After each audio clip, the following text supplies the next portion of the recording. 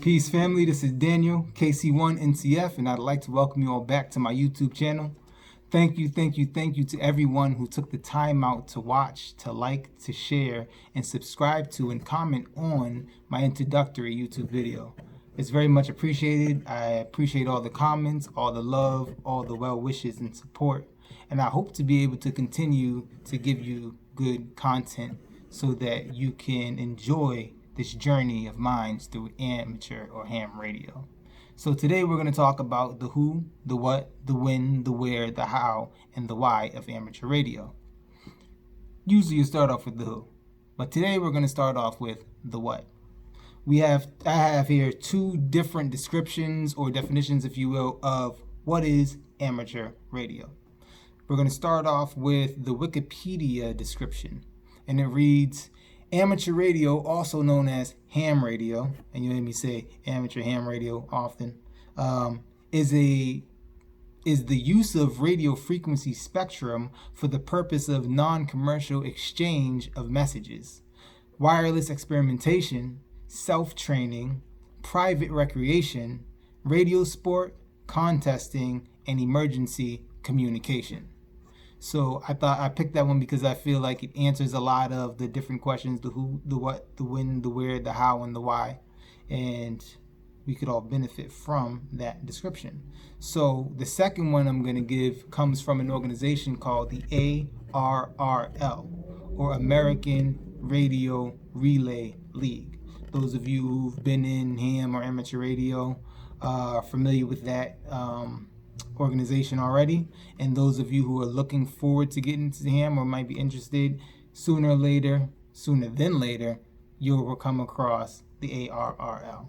So they describe amateur radio as ham radio is a popular hobby and service that brings people, electronics, and communication together.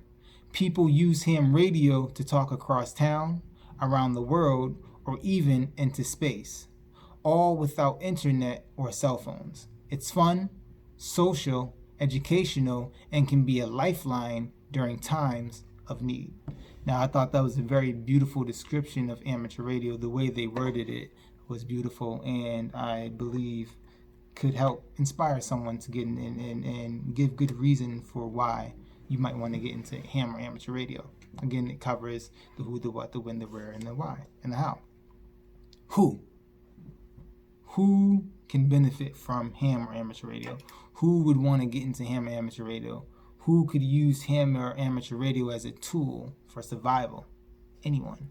Me, you, our spouses, our children, our parents, the guy next door, the lady upstairs, anyone, anytime, any place, anywhere. Ham or amateur radio is beneficial to everyone. So what would you need ham or amateur radio for? Again, business. It says for non-commercial exchange of messages, but people use these radios for commercial purposes. You may own a department store. You may be thinking about setting up a business where you have dozens of employees and you're spread out over a wide area, a lot of square footage. You're on multiple floors and you need to be able to communicate with your employees, your staff, without having to call them over an intercom to go to their office to pick up a phone, right? Why not just hit them on the hip, if you will?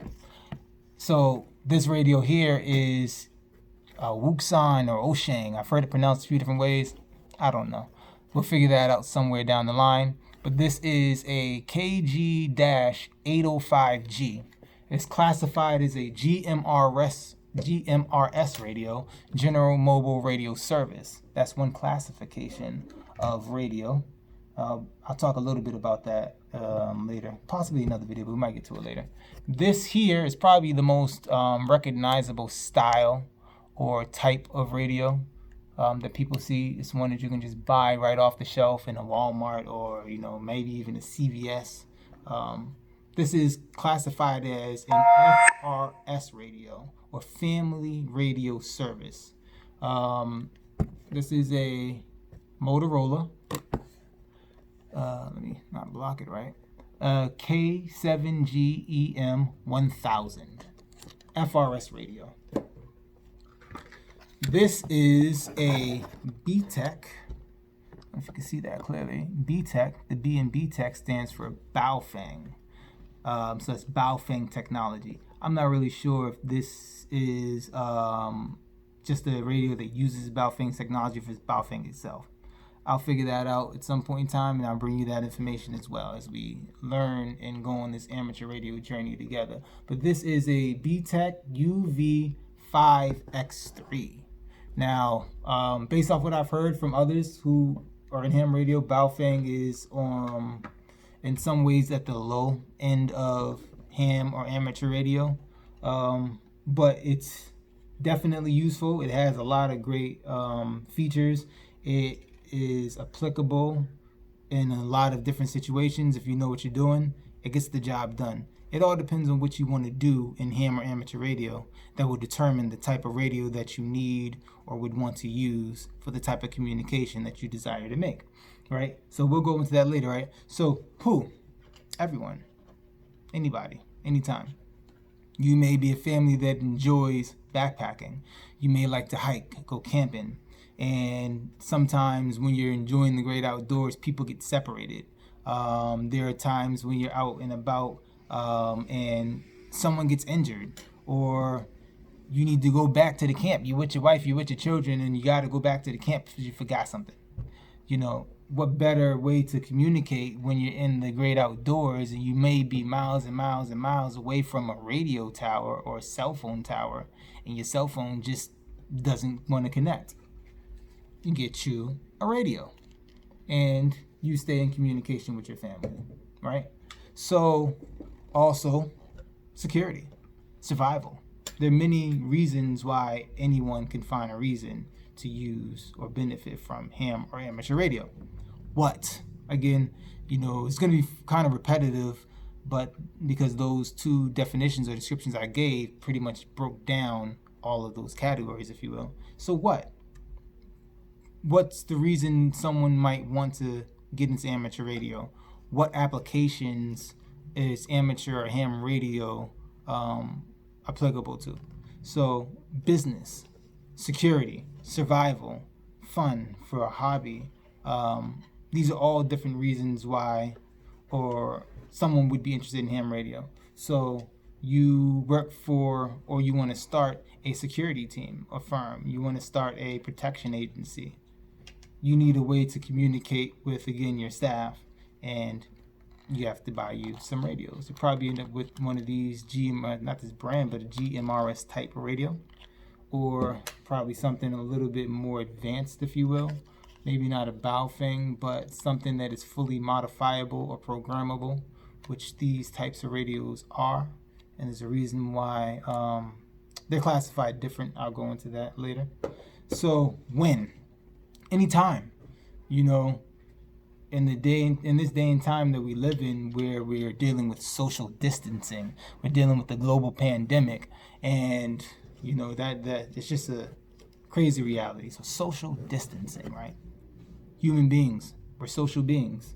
How do you stay social when you have to stay distant? Pow. Get you one of these. You can talk to people next door. You can talk to your grandmother across town. You could talk to your friends out of state. If you get one of these radios and learn how to program it, learn how to tune it, learn how to find the right antenna, modify it, hook it up or hit a repeater or hook your own repeater station up. There's so many different things you can do within the ham amateur radio world to stay in communication with the ones you love. But social distancing. What better way to be social while keeping distance than with radio, right? And somebody say, well, I can just get on my computer. I can just call on my cell phone. Well, and this is just in any general time, been in a situation where your phone might have dropped your call, or your data time was low, or your internet was cut off. Well, pick up you a ham or amateur radio, and you don't have to worry about that. So anytime, where? Again, anywhere. It doesn't matter where you're at. Like it said in the description, you can use these things to communicate in outer space. Now, one of the things that I heard that I thought was pretty cool when I first started to research and look into ham amateur radio is that you can actually communicate with those who are in the International Space Station. I don't have any reason necessarily to want to call them, but I do intend one day to actually make that communication because I just want to try. I want to know how to do it. I want to be able to do it. I want to be able to be in a situation where I need the radio and know how to use the radio. You know, I'm pretty sure in an emergency situation, I'm not going to call the International Space Station and receive the kind of help that I would need. But why not learn how to, right? But it's possible. And that's the beautiful thing about it. It's possible. You can't pick up your cell phone and just call someone on the International Space Station. But at the right time, with the right equipment, I could use this radio and communicate with any one of the astronauts out there. I think that's pretty cool, right? So, where? Schools, in your business, like I said, out camping, at home, it doesn't matter. Anywhere you are, you could use one of these radios to communicate with whoever you want to or whomever you may need to in a pinch. So why? That's up to you. There's numerous reasons why you might want to or need to get into amateur radio. If it's for business, then you should or would need to, because who wants to, like I said, run back and forth to a phone? So you get you and your team some of these radios, and you get yourself on the same channel, and you save time, you save energy, and you communicate effectively, and you get the job done. How? Something that I hear often. I listen to a lot of videos from people who have been in ham amateur radio for a number of years, or just in general have immersed themselves, and they've picked up a lot of skills. And one of the most common things you'll hear them say to someone starting out in amateur radio is, just get on the air. I've been told this numerous times. Just get on the air. It's about practice. It's about learning. It's educational, you know. So real quick, this radio here, the FRS, right? This is Family Radio Service. Now, in amateur ham radio, you need licenses, right, in order to be able to use this technology in certain capacities. This here, like I said, it's the most commonly seen or recognized type of radio, if you will, because you do not need a license to use this radio. This is the type of radio that you might buy for your children. You might buy just to have fun with, you know, small outdoor things. You're not someone who goes outdoors all the time, but you want to go camping, you want to take your children camping, and you know, you just have fun with this type of radio. But you see these kind of radios, and you might see this kind used in a supermarket in a smaller business setting where there's not a lot of walls and not a lot of floors that you have to get through. This type of radio, I believe these are only capable of up to 2 watts of output of power. And this radio, this antenna, does not come off. With any technology, you know, it's technology. It's wires, it's cables. You can really modify anything technically, but this isn't necessarily a modifiable radio, if you will. So it doesn't require a license, right? Now, this one here, I consider this the next step up, if you will, from FRS. It's the GMRS radio. Now, this one, General Mobile Radio Service, as you can see, this antenna comes off. Now, this is you're able to use this on other types of radios, not even just GMRS. You can switch this over to a different or higher grade of radio, if you will. And you can make an antenna that you can attach to this. You can open this radio up and gut it and use it or modify it to be able to use it in other ways and take it beyond its factory capabilities, if you will. Now, this type of radio requires a license.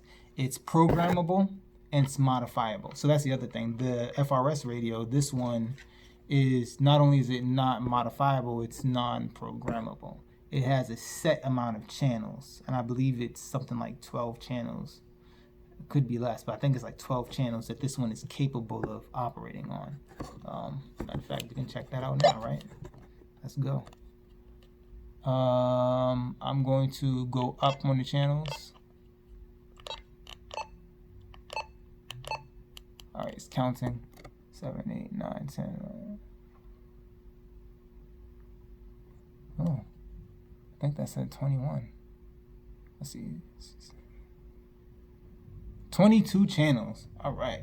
So this is capable of 22 channels, but that's it. You get 22 channels, and that's it.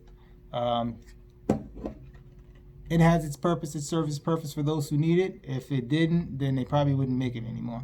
So this radio here, GMRS, right? Now, what's cool about this radio? Channel mode 2. Channel mode. Let me screw that antenna back on. So this radio here is capable of actually communicating with these radios.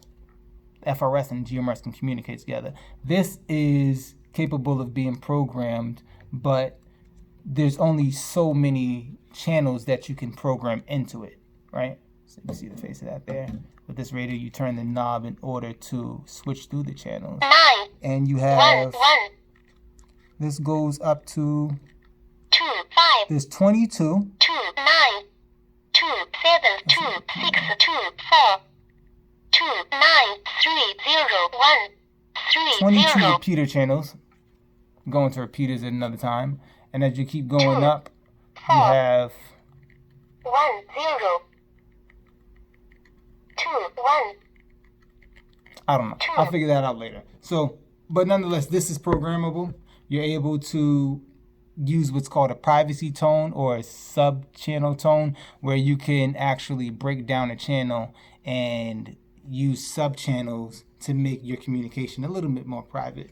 That being said, as long as someone has the knowledge to be able to get through the different frequencies, it's not really that private unless you can encrypt this thing.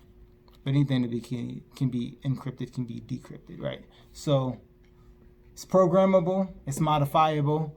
So this radio does require a license. The GMRS license, you can get that off of or through the FCC. You'd have to fill out an application, pay a $70, at least here in Boston, Massachusetts, you'd pay $70, and within a few days, you could have a license to operate a GMRS radio. Now, the GMRS radio license, what's cool about it is that once you are licensed, your family can also operate these radios off of your license. If you want to know more about that, you can go to the FCC's website, and all the information is there. But GMRS, another tier or type of radio that you can use to communicate. Now, this radio here is fully programmable, fully modifiable. Let me see. Frequency mode. Frequency mode. So this radio here, again, the antenna is capable of being removed. You can interchange this antenna with the one from the Wootsong or the GMRS radio. You can open this radio up, you can modify it, and you can program into this. This one here is capable of storing up to 127 memory channels, if you will.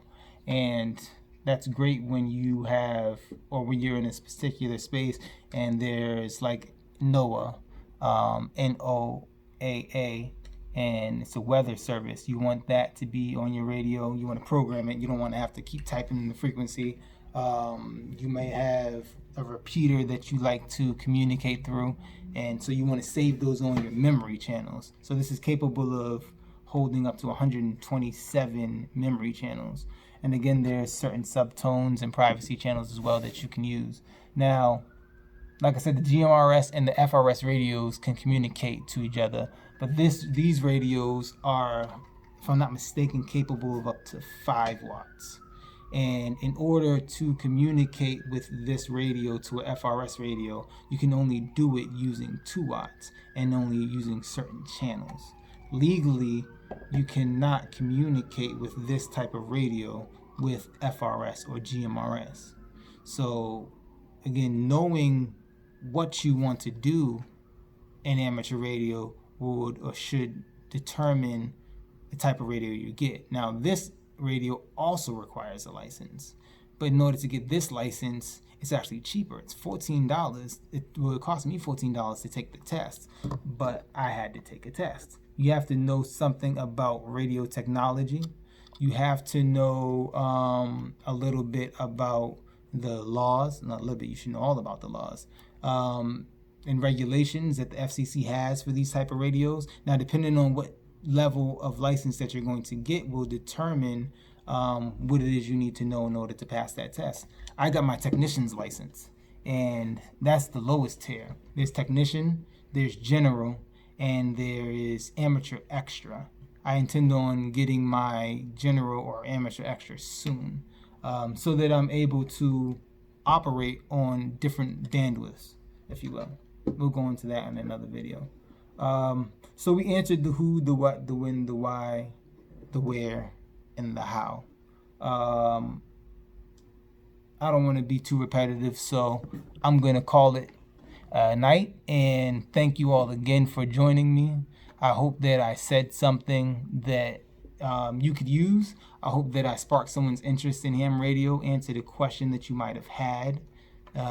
Please, if you have not already, go back and watch my introductory video on my YouTube channel. You can find me on YouTube at KC1NCF_ARJ. It's KC1NCF_ARJ. The ARJ stands for Amateur Radio Journey. That's on YouTube. Also on Instagram, you can follow me at KC1NCF_ARJ. Facebook, you can find me under KC, that's the letters KC and then 1 ONE, NCF, the letters NCF_ARJ. That's KC ONE NCF_ARJ on Facebook. Please like, subscribe, share, and leave a comment. Let me know if anything that you heard was useful and what you might want to hear me talk about next. Peace and thank you. Good night.